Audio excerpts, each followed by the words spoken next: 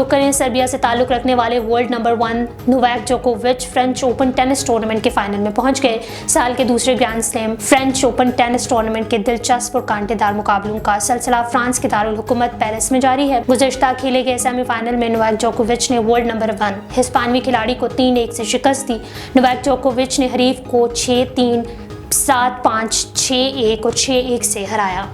5 मुल्की international basketball championship के लिए कौमी बास्केटबॉल टीम का ऐलान कर दिया गया है। Secretary general basketball hockey federation के मुताबिक बास्केटबॉल की टीम की आदत मोहम्मद शहबाज करेंगे। इवेंट में शिरकत का मकसद साउथ एशियन गेम्स की तैयारियां हैं। चैंपियनशिप 15 जून से 22 जून तक मालदीव में खेली जाएगी। सेक्रेटरी जनरल खालिद बशीर का कहना था कि पाकिस्तान, मालदीव, श्रीलंका, बांग्लादेश और नेपाल की टीमें मद्दे मुकाबल होंगी। कौमी बास्केटबॉल टीम का ऐलान 1 माह के तरबियती कैंप के बाद किया जाएगा। कौमी क्रिकेट टीम के साबिक मेंटोर मैथ्यू हेडन ने कप्तान बाबर आजम, स्टीव स्मिथ और विराट कोहली को मौजूदा दौर के अजीम खिलाड़ी करार दिया है। आईसीसी टेस्ट चैंपियनशिप फाइनल के मैच के दौरान सवाल किया गया कि ऑस्ट्रेलिया की हिंदुस्तान पर क्या फायदा हो सकता है, जिस पर साबिक ऑस्ट्रेलियाई क्रिकेटर मैथ्यू हेडन ने बोर्ड पर रन्स बनाने की अहमियत पर रोशनी डालते हुए स्टीव स्मिथ, विराट कोहली और बाबर आजम की बल्लेबाजी की सलाहियतों की तारीफ की।